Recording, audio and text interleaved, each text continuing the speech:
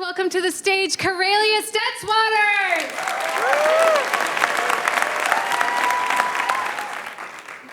My wife and I were having sex Sunday afternoon, like we often did. And I got on top of her and rubbed my vulva against her thigh, enjoying that feeling of complete pressure and complete contact. And I came, and back then when I came, I looked like a swan. I really did. I arched my neck, and I gave a little sigh and a little flutter, and it was very elegant and very dignified. It was very pretty. And then my wife held me with her whole body, even her toes curled around mine. And I said, "That was perfect." And she said, "You're perfect." And that was the sweetest, safest feeling that my wife of 20 years thought I was perfect just the way I was and just the way I had always been.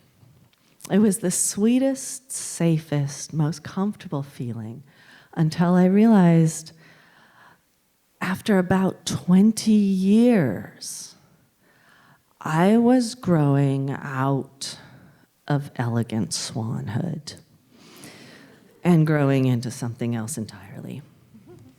Two things happened.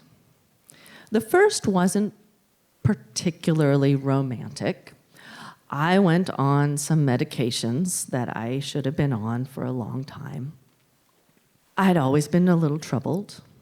I'd always been sad for no reason, full of restless energy, fragile in a way that didn't seem like it fit with who I really was.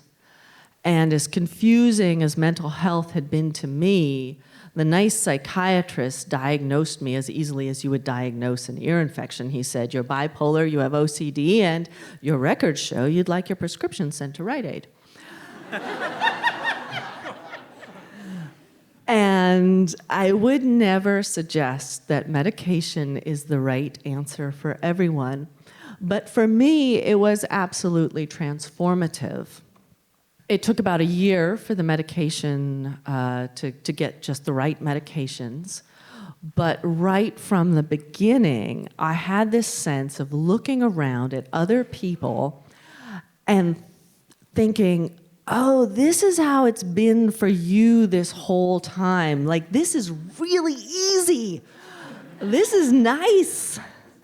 And then I looked at my wife of 20 years, and I thought, she's even hotter than I realized.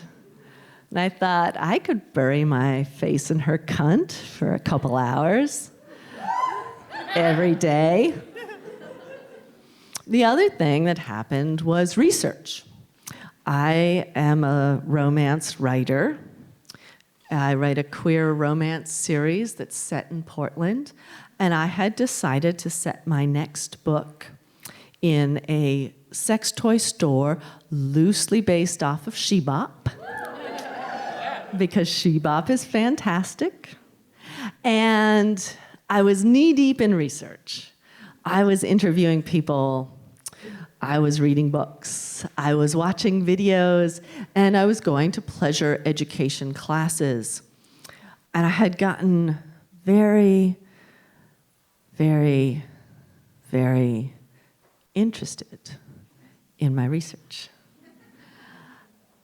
And so one night, I was having dinner with my wife, and she had made one of those wonderful dishes that's like something stuffed inside something else. And I was eating slowly because I had something I wanted to ask her, and I was stalling. But eventually I had eaten my way through the crab that was in the shrimp, that was in the chicken, that was in the rice paper wrapper, and I put my fork down, and I said, "Honey, do you remember that class I took?" And she said, "Travel sketching?" And I said, no, not travel sketching. I said, erotic mind melting spanking. And she said, oh yeah, I remember you talking about that. And I had told her all about it, but telling and asking are two different things. And I said, I was wondering if sometime you would be willing to do that to me. And I couldn't look at her as I asked her. And I'd been worrying about asking her for at least a week. First of all, I wasn't sure that it would be any fun for her. Like, I got what the spankee got out of it, but I wasn't sure what the spanker got out of it, because you couldn't just melt someone's mind in a couple of minutes. I had learned in class. It took like up to an hour. And I thought maybe spanking someone for an hour would be like beating egg whites into stiff peaks without an electric mixer, because that shit takes forever. Your arm gets tired. And what if I was there with my mind all melted out and she was thinking, like, secretly thinking, like, would it be okay if I listened to a podcast while I did this?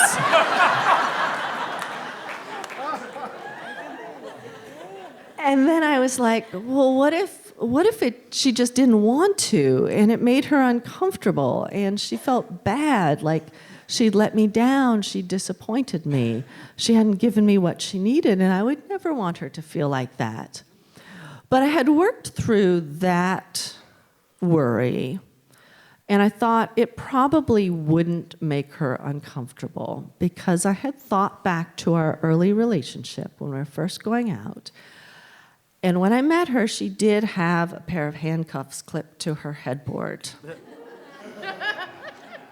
And a paddle. And some blindfolds. And after we'd been going out for a little while, she had given me an inflatable bondage chair. And now I can see that an inflatable bondage chair is the best present ever, because who on your Christmas list does not want sex furniture that you can deflate and take backpacking?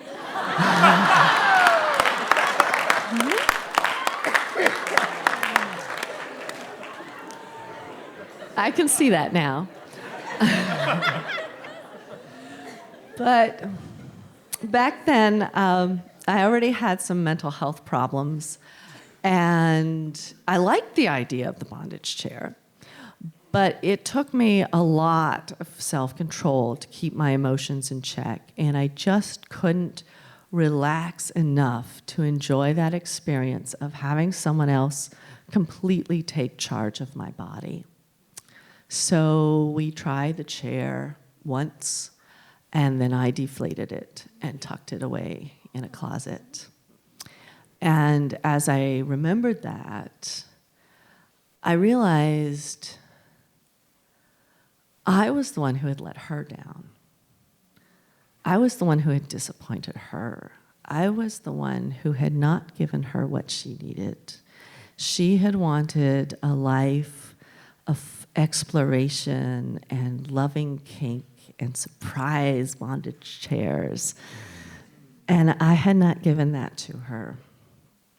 And so I couldn't look at her while I asked about the spanking, because she had every right to say, you want this now, so now it's important? What about what I wanted when I wanted it? What about what I needed?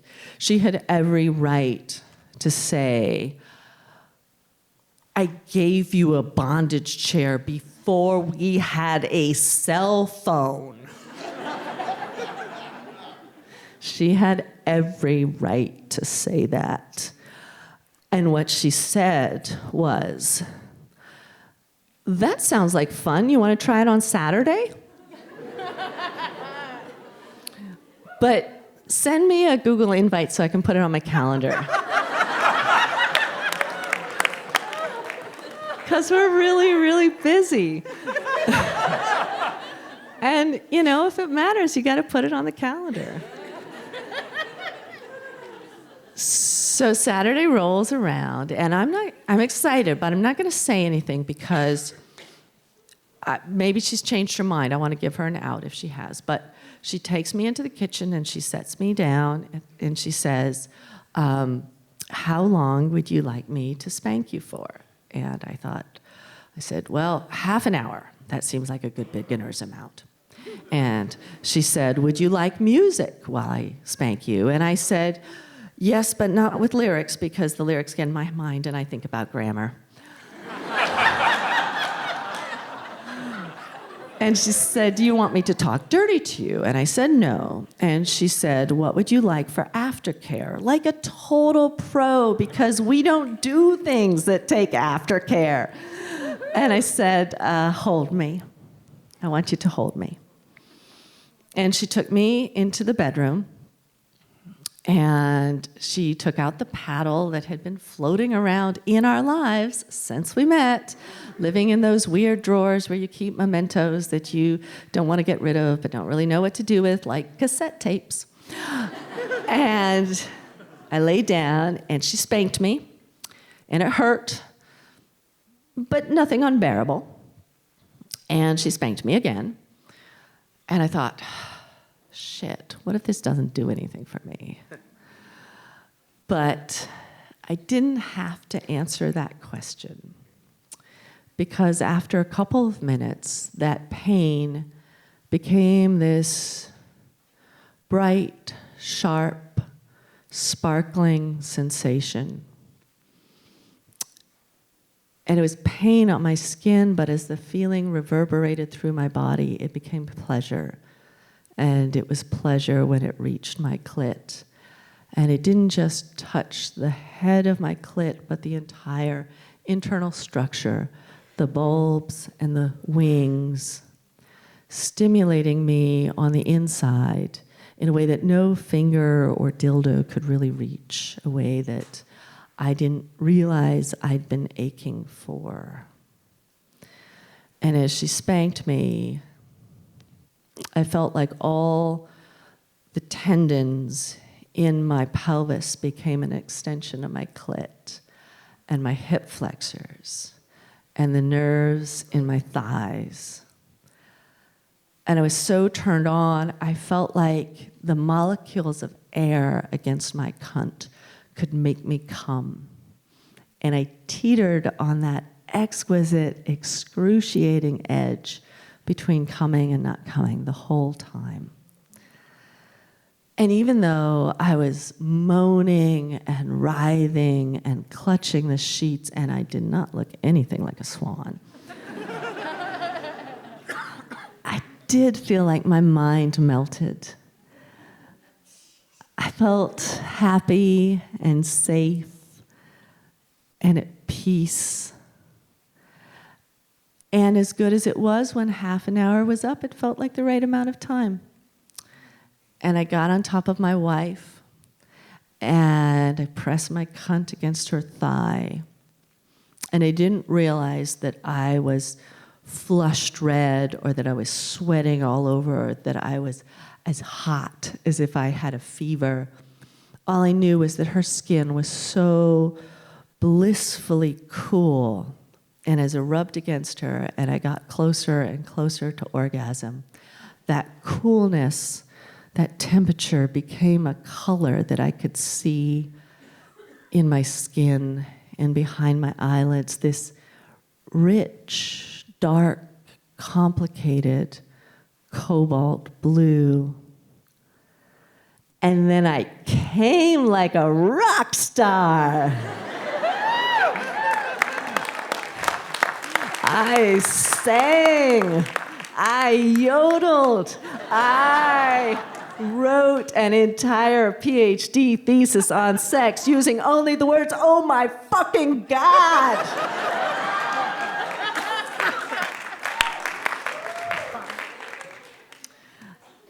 And then I rested in her arms, and she held me with her whole body, and her toes curled around mine.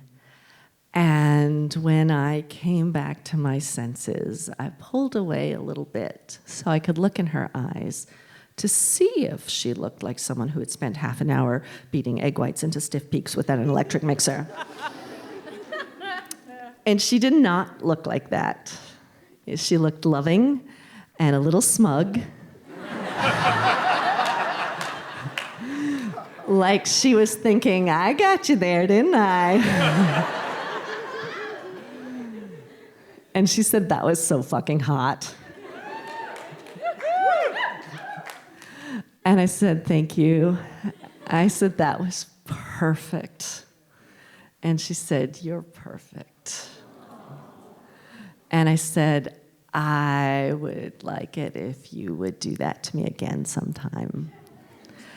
And she said, absolutely, anytime. Send me a Google invite so I can put it on the calendar.